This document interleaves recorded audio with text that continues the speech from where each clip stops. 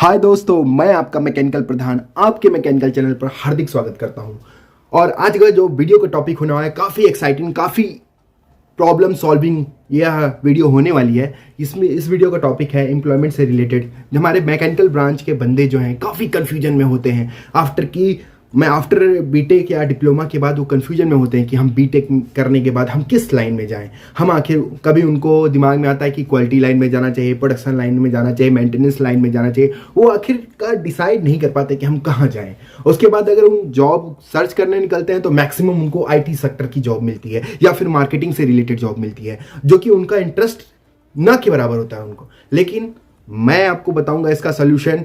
आपको आपके डिजायर का ब्रांच मिलेगा। देखिए, सबसे पहले कि आप बीटेक जब पास आउट होते हो, आपको पता ही है कि जब बीटेक आप स्टार्टिंग करते हो तो काफ़ी लोग कहते हैं कि आप बस तुम बीटेक कर लो, उसके बाद तुम्हें मैं जॉब दिला दूंगा मैं, क्योंकि मेरी कंपनी जो है मैकेनिकल की बहुत सारी वैकेंसीज आती हैं। जब आफ्टर बीटेक के बाद आप जैसे कहते हो कि जी हमारा पूरा हो गया बीटेक, उसके बाद वो कहते हैं ओहो आपने तो बहुत बड़ी गलती कर दी।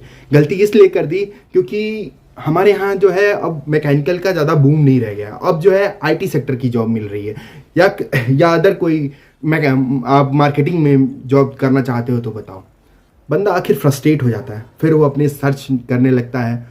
सर्च करने पर उसे ये मिलता है कि अगर मैकेनिकल की जॉब भी मिल रही है तो 10-15 हज़ार रुपये की जॉब मिल रही है, उसे इतने पे सेटिस्फेक्शन नहीं होता। बिल्कुल नहीं सेटिस्फाई होगा बंदा, क्योंकि वो 15 लाख रुपए जो खर्च करके 10 से 15 लाख रुपए खर्च किया और उसके बाद उसे 15 हज़ार की जॉब मिलेगी। How disgusting. ऐसा तो बहुत ही दिक्कत होगा भाई, सर्वाइव करने में भी दिक्कत होगा। उसके बाद अगर वो करना शुरू भी किया जॉब ना, तो फिर कहेंगे जब यही करना था अभिषेक, या यही करना था, आपका नाम लेके बोलेंगे कि यही करना था तो क्या इतना पैसा तो मैं बिजनेस में लगा देता, तो अब इससे रिटर्न इतना आराम से मिल जाता और घर पे बैठ के सबको इस चैन सुकून से खाता।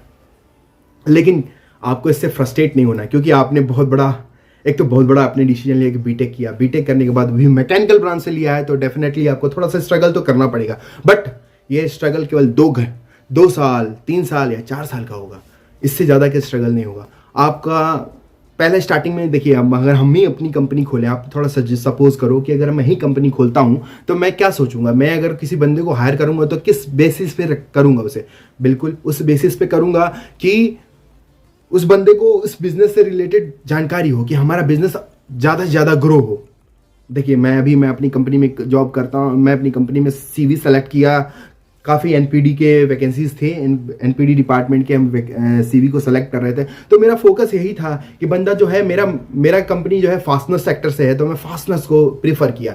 तो आप सीवी जो भी बनाओ, जिस कंपनी में आप सेंड कर रहे हो, तो आपको प्रॉपर पता होना चाहिए कि वो जो कंपनी है वो क्या बनाती है, कंपनी का क्या मेन काम है, उसके रिलेटेड आप कुछ ना कुछ उसमें अपने सीवी में मेंशन करो, जिससे कि बंदा जो है अट्रैक्ट होने का एक जरिया बनेगा।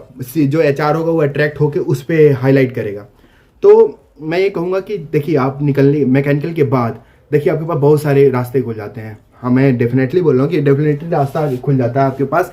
जैसे आप कहाँ जा सकते हो। एग्जाम्पल में जैसे मान लीजिए मैकेनिकल से आपने किया है तो सबसे पहला स्टार्टिंग जो है क्वालिटी से होता है। क्वालिटी में जा सकते हो, मेंटेनेंस में जा सकते हो, या फिर प्रोडक्शन में जा सकते हो, या प्रोडक्शन में नहीं जाना चाहते हो तो आप टेक्निकल मार्केटिंग में भी जा सकते हो। आपके पास लॉट ऑफ अपॉर्चुनिटी है, बस आपको सेलेक्ट करना होगा। लेकिन हाँ, एक बात ये भी मैं आपको बता दूं, एक बार सिलेक्शन के बाद याद रखना आप मेरे दोस्त, एक बार सिलेक्शन के बाद आप फिर ये नहीं सोचना कि आप मेंटेनेंस में हो गया, मेंटेनेंस अच्छा नहीं है, चलो मैं प्रोडक्शन में चला जाता हूँ, प्रोडक्शन में नहीं हो गया जी क्वालिटी में चला जाता हूँ, क्वालिटी नहीं है जी टेक्निकल सेल्स में चला जाता हूँ। नो नो नो नो, यही सबसे बड़ी भूल है आपकी। आपको क्या होना है कि पहले एक सेक्टर को पकड़ के उस पर मास्टरी करनी पड़ेगी, आपको नॉलेज रखना पड़ेगा। क्योंकि देखिए, आप क्वेश्चन अगर आप उससे रिलेटेड अगर इंटरव्यू दे रहे हो, उस जॉब से रिलेटेड इंटरव्यू दे रहे हो, उस पोजीशन से रिलेटेड इंटरव्यू दे रहे हो, तो डेफिनेटली उसी टाइप का क्वेश्चन आपके सामने पुट ऑन होगा और उसका जवाब नहीं दे पाओगे, अनाड़ियों की तरह अगर जवाब मिलेगा तो डेफिनेटली वो जान जाएगा बंदा कि ये इस सेक्टर में ज़्यादा जॉब नहीं किया है।